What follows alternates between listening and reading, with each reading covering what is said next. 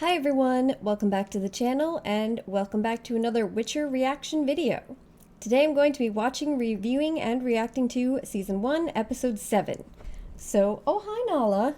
Nala has arrived, just on time. So today we are going to be watching Episode 7 and we're getting very close to the end of the first season.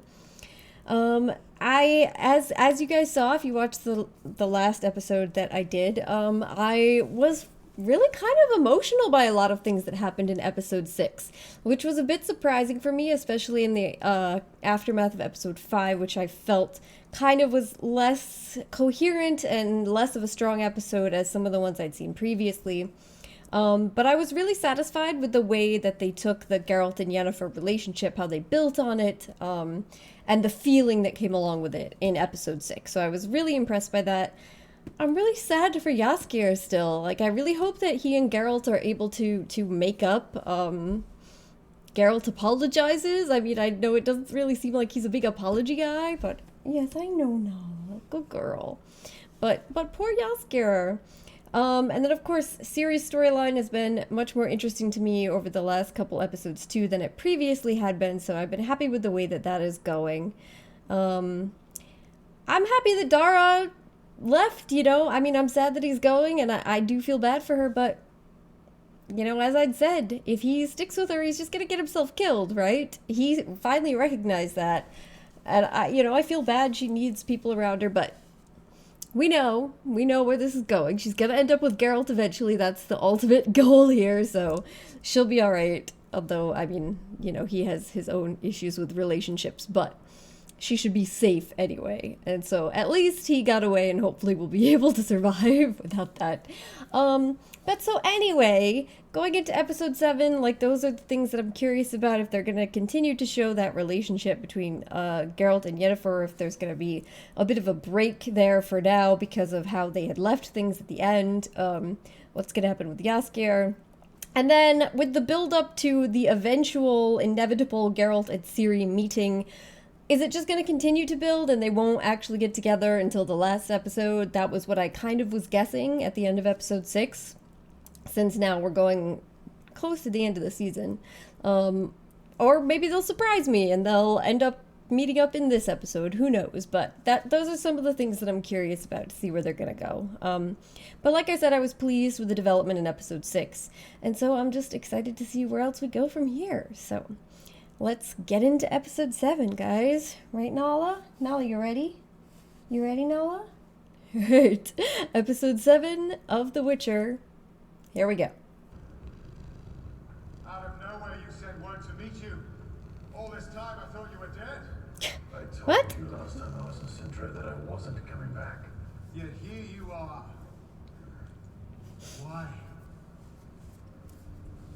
You've come for your child of surprise, haven't you? The opposite. I want you to tell me that he's safe and healthy so I can... Here? He is a girl. Yes. Princess Cirilla has been raised He's by like, Valentina oh, since her shit. parents died. He was having some weird scenario in his head of, if necessary, taking this boy off to raise and protect. Why do you think she's not safe? Well, there's the army coming your way. Empathy will pass. But also, A sea of black and gold. he was just maybe impacted by Yennefer. Set on sweeping the continent, but since that night at Pavetta's banquet, the Queen's done everything she can to keep her family safe from threats. Shut the walls, fortified the gates. You want me? You kill him first. Well, I mean, that's your friend there, Geralt. Geralt! Do something! This is on your queen. We'll both die! Blame destiny.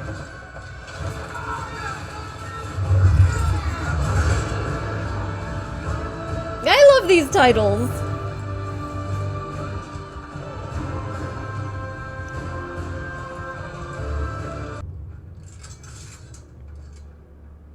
Maybe that army won't come, and if they do, maybe you'll be ready.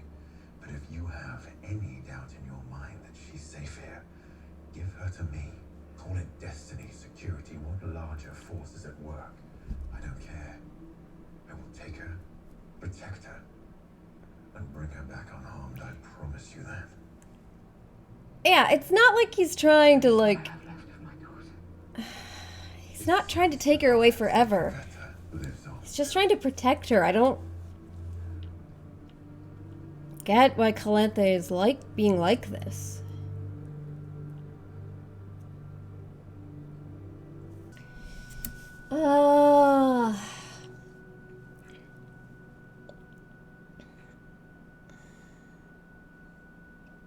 It's like she's been disappointed by all the things that she tried to go for.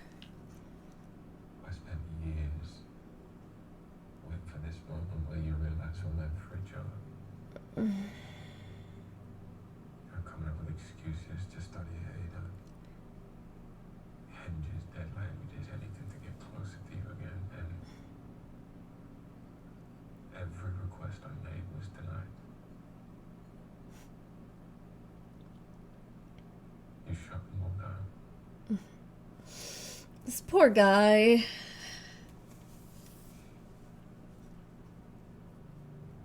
A Stregobor of all people snapped me out, but Stregobor. forget about the girl, get back to work, and work saved me. Remember what I loved it, the beauty, the purity, no distractions for a minute. You went after the thing you loved. Sorry you chose power. And yeah, you did, Yennefer. I mean, this guy genuinely loved you. I've been saying this since that. At least you kept your eyes.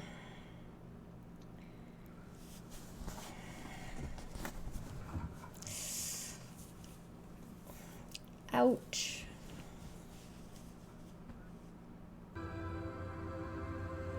Annika, is that you?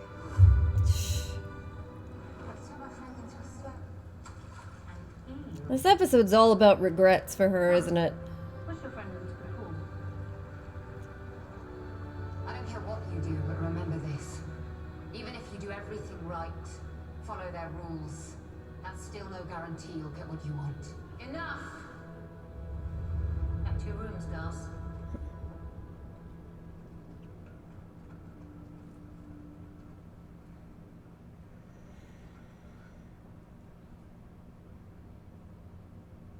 You ruined one life. Stop there.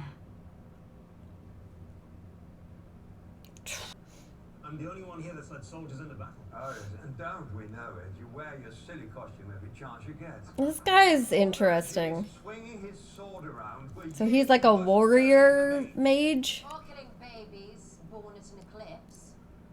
Oh! We can Oh. stop Nilfgaard. Shots fired. We act now. I've always been curious about that. Like, was he even We're right up to the north to unite. about the threat? Time to convince our kings to send their armies. They could cross the Yaruga, make it to Sodden by week's end. They could save Cintra. If Cintra falls, who cares? I care. I just don't trust Stregobor. It's like he's always... Our fight is with Cintra, and only Cintra. In Nilfgaard, took a turn. what it's all Fringilla. Not true. We've modified it. Most of us came from Aretusa and Banard. We've simply charted a different path, guided by the white flame. That makes us cousins. Which is what? You force mages into What is it? We're in training, yes. Like soldiers. We believe in shared sacrifice. You also believe in forbidden magic, demonology, necromancy, fire magic. Forbidden magic is one of the ghost stories taught to us here. There is no such thing as dark. I see. So this is like the dark side and... It's as simple as that. You think that we're destroying the continent? I mean, it looks like you're destroying the continent. Take Cintra. We have a chance of saving it. I couldn't let him go. I know what I've done. He's in the gatekeep. So crazy. He was just there the whole time in the first episode. Syria. Destiny may yet side with us.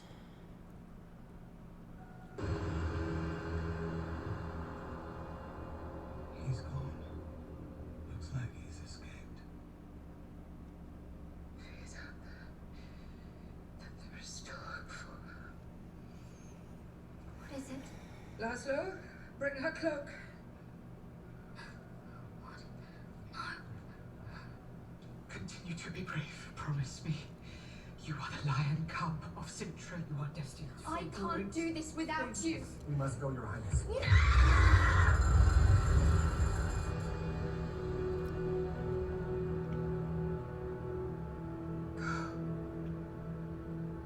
The world depends on it.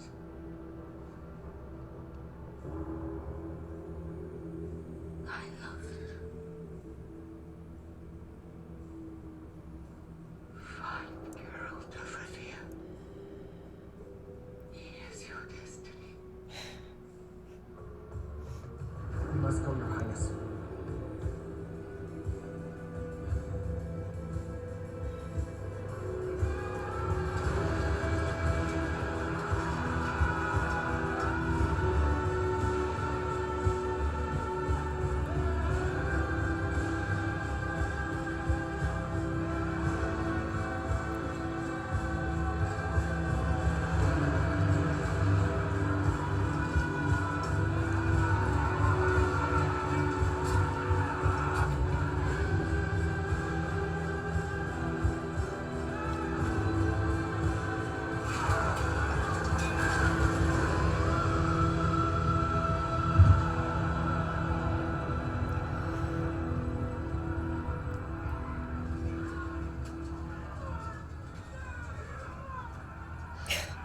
He's like, shit.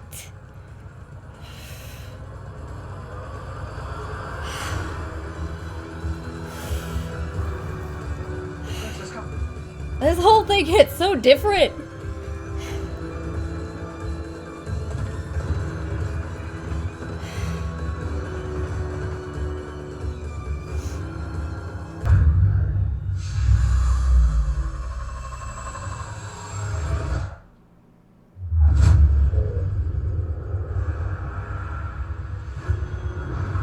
Verily, I say unto you, the era of the sword and the axe is nigh.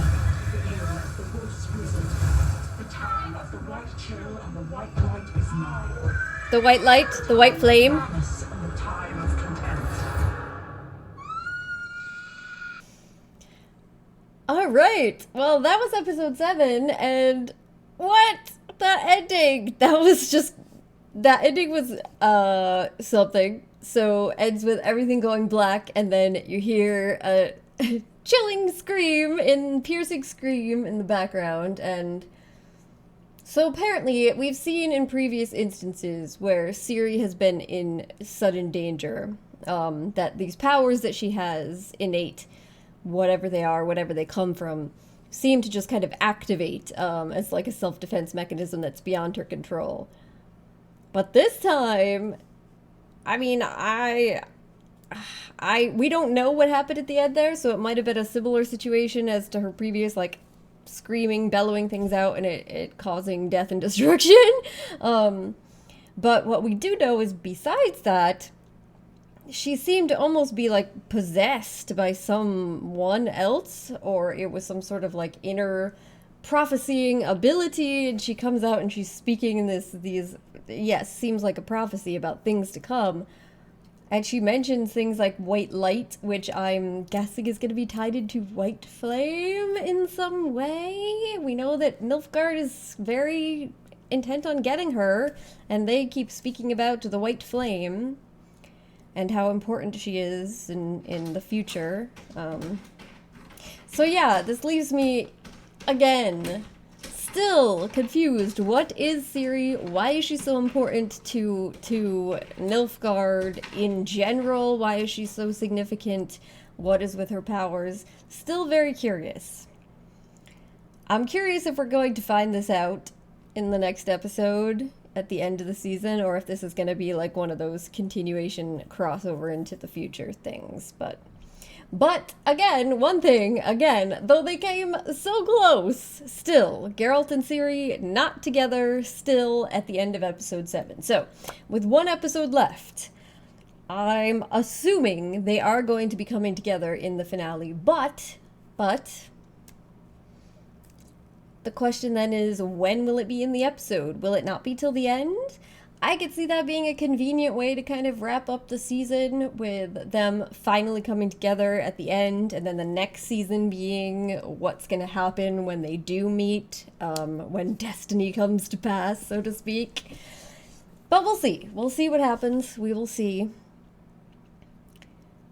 This episode was really interesting to me. I really liked it. I liked it a lot. And I do find that particularly interesting because a lot of the time in it was devoted to scenes we'd literally already watched. So that's interesting. But before I get to that, I want to touch on the Yennefer stuff. So most of Yennefer's storyline in this episode was seemingly focused on her going down like a path of remembrance of everything that had come before and the choices she'd made, the sacrifices she'd made. So not only in talking to the girls at Aretuza about the sacrifice of her womb, of being able to create life, of have children. Not only in that aspect, which she's been so focused on throughout the course of the whole series, but also her realizing maybe about what she's given up in terms of the relationships that she had, whatever they were. Realizing how significant the idea of being loved for herself was. And, you know, she says at one point, you know, she says to her former boyfriend, you know, you're the only one that loved me, for my power. So she's still very focused on the idea of power. And I guess she kind of, it seems almost like she internalizes the idea of like her power representing who she is on the inside. So it's not just about her in terms of her personality, you know, her thoughts, her feelings, but it's about her as her power. And she wants to be loved for who she is, but she is in her mind connected to her power. But so anyway, the idea being that for the sake of wanting people in general to kind of love her and respect her and maybe fear her for her power, for the sake of that and hoping to achieve it, she not only gave up her ability to have children or the choice to have children, but she gave up the relationships that she had found with people who genuinely cared for her, even when she seemed to have nothing to give other than herself. That being her friend, who she reminisces on how, you know, she became an eel and she's in the pool forever, and she's trying to basically warn off these other girls, hey, this could be you. But then, of course, her first romantic relationship, her first real love, which she pretty callously and brutally threw aside. And you see in this episode, and I assume this is in the aftermath of everything that happened with Geralt and her now believing that not only will she never get her womb back because the gold dragon told her so, but her coming to believe that her relationship with Geralt isn't real and that love she felt isn't real but is all magic, which I don't think that's true, but she thinks that now. In the aftermath of that whole thing, that whole experience, which must have been pretty crushing, she tries to go back to her first love and is like, hey, you know that thing that we talked about that you suggested that I thought sounded boring and waste of life? Actually, that sounds pretty great now. You think we could maybe go back and try that again? And I felt so bad for him when he's sitting there saying, you know, I thought about this so many times, and when you'd realize that of what you gave up and we were meant to be together, and you know, he wished for it for so long, and he tried so hard to contact her, and she just always ignored him and pushed him away.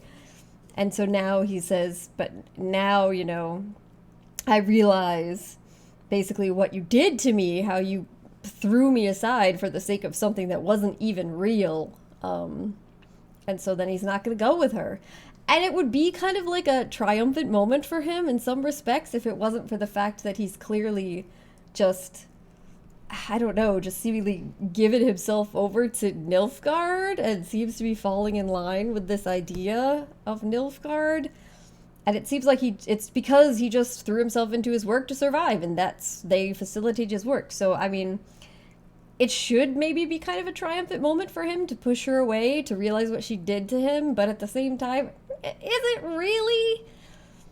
Because, even if with all the horrible things she did, maybe he would be happier if he just went away with her. But at the same time, maybe she would just up and change her mind and be unsatisfied and leave shortly after and just break his heart again anyway, especially because we know she actually does love Geralt. And that there's more that drives her, that she wants. I don't know. So we had that, and then of course her return to Aretuza, which besides walking down her own memory lane there, thinking about her friend who she was willing to sacrifice and betrayed for her power, and thinking about the other girls that are there. There's also a big kind of discussion of the Nilfgaard storyline, and in terms of how the mages are going to get involved or not get involved, and then they choose not to get involved in what's happening at Cintra. And I think it's very interesting. So we find out some things about Nilfgaard, and that they definitely seem to kind of draw everyone who's a part of them into this sort of cult-like mentality where they really believe it. I mean, and we now part of it also is working with this kind of like dark magical abilities that apparently are seen as forbidden or unacceptable by most of the mages and the mages in these various schools where they train mages to go out and work in courts. They talked about things like necromancy and stuff, which I do think is also curious. I don't know. I feel like I'd want to know more about the sort of rules that they have, the ideas that they have. You have things like these different mage schools, and then there's like this other types of magic that apparently are seen as evil and forbidden. And then you have these various types of mutant peoples that are created through the use of this magic, like Geralt and other witchers who are kind of more, it would seem like, linked to that sort of dark side, and for that they're really kind of ostracized, but at the same time I feel like he would kind of have some of the same similar rules. I don't know. I'm really more curious about that sort of background and the ideologies behind it, and I'm wondering if that's something that's going to come up in more detail, or if that's something you'd only like get from the books or what. But I am very curious about it. But I'm also interested in what's going on with the various mages there and the different sides that they're on. At the end, they decide not to help Cintra, and we know Cintra falls. But then you have Theseus and some of the others apparently are going to go out and fight because they think that Nilfgaard isn't going to stop. And Nilfgaard probably isn't going to stop. So they're preparing to fight them and trying to stop them from expanding. And it seems like Yennefer's going to go with them because Tisea basically said please, which was a big deal to Yennefer. She was actually saying, I need your help, I need you. And she acknowledged that she was right about some things. So that, yeah, Yennefer's storyline taking a lot of twists and turns this episode that I didn't see coming, but that were interesting. And so then that brings us to the other big centerpiece of the episode, which was really Geralt goes back to Cintra on the eve of the Nilfgaard attack that we saw in episode 1. And he does this to try and protect Ciri, even though he doesn't even know she's a girl before he gets there. And I have to believe that a lot of that comes from not just the fact that he saw the Nilfgaard army, because that wouldn't have happened unless he was heading in that direction to begin with, but kind of the stingingness of the words that were said to him, both in being told again by our great golden dragon that you know what your destiny is, and she is out there, but also with Yennefer saying, you can't be giving me advice about children or duty or responsibility or anything like that until you take responsibility for the child that you bound yourself to through a magical promise and then just ran away from, so to speak, because you didn't want to deal with it. And I think, that seems to have got to him. So he comes back and he sees Nilfgaard coming and he's like, all right, I'm going to come and I'm going to protect her. And of course, that doesn't really work out because Queen Calanthe is stubborn and doesn't trust him and wants to hold on to Ciri no matter what and thinks that she can do it. Of course, we know that she can't. But so Geralt is there, and now we find out that Geralt was literally there, locked away throughout most of the whole battle and the sacking of the city that we saw in episode 1, which is really interesting to see that change in dynamic, which you had no idea about because, of course, in the first episode, all the scenes of Geralt they were showing were from way in the past, you know, when he was back with Renfri. But I was really impressed. I have to say, they showed a lot of similar scenes, things that were happening both at the same time as what was going on in episode 1, but sometimes literally just the same scene, same exact scene that they just showed in episode 1, they just showed it again. And it hit me so much more this time. It just had such a big impact on me, and I was getting emotional with the scenes with Calanthe and Ciri and Milsec, and then even at the end when Calanthe jumps out the window and Geralt sees her, and like the shock on his face that he can't believe what he's seeing, that this towering presence of a woman has not just died but taken her own life, and like all those things. I have to say that I'm very impressed looking back on it, because if you guys watched my first episode 1 reaction and the discussion afterwards, you'll know that I said I felt like they made a lot of choices in the first episode where we're watching something that seems like it's supposed to be a super emotional and disturbing thing to us, to watch these characters dying, to watch this city get sacked, to watch this family torn apart, but we don't know them or relate to them, so it's hard to really have those feelings, at least to the extent that you should. And I felt somewhat unsatisfied with that. But after watching this episode, it just seems like to me now it was smart the way that they did that. They showed us that, so we saw everything that happened. And then they just straight up brought it back around to us here now that we know Ciri, no Geralt, no Milsec, no Calanthe, know their relationships to each other, know the kind of history of everything that their relationships with one another have feeling toward them. Brought us right back to the same place and showed it to us again, and then suddenly it's like, holy shit, okay, this hurts. And everything falls into place and makes so much more sense. And it just made this episode seem so satisfying to me, because it just showed how much it built from the first episode.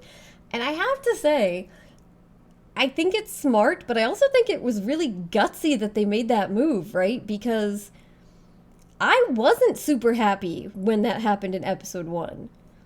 And I would imagine that there's probably some people out there that maybe watched episode 1 and then maybe episode 2, which was good, but for me it wasn't really until episode 3 with the Striga when I really started to get into the show, you know? There's people out there that maybe watched that first episode alone, or maybe 1 and 2, and then would have been like, nah, I'm not feeling this. It seems like they aren't setting the right tone or the right pace, or they're expecting too much of me. I'm just not feeling it, and then could just give up on the show. And that's a real risk that a lot of people could have done that. And so it's a gutsy move that they made, making the choice to put that in there like that, and then just have to circle back around to it this far into the series. But if you did stick with the show and follow through with it, it pays off pretty tremendously, in my opinion. I felt that was really strong when it came back around in this episode, so I was very impressed. So yeah, and that was the big thing that I really wanted to comment on. So kudos to the showrunners for that, for like having the kind of gutsiness to think this was a good idea and then to really stick with it even though it was risky. So alright guys, I'm gonna wrap this video up here. 1 episode left in this season, so very close to the end. But thank you so much for joining me today, and hopefully I'll see you next time. Bye.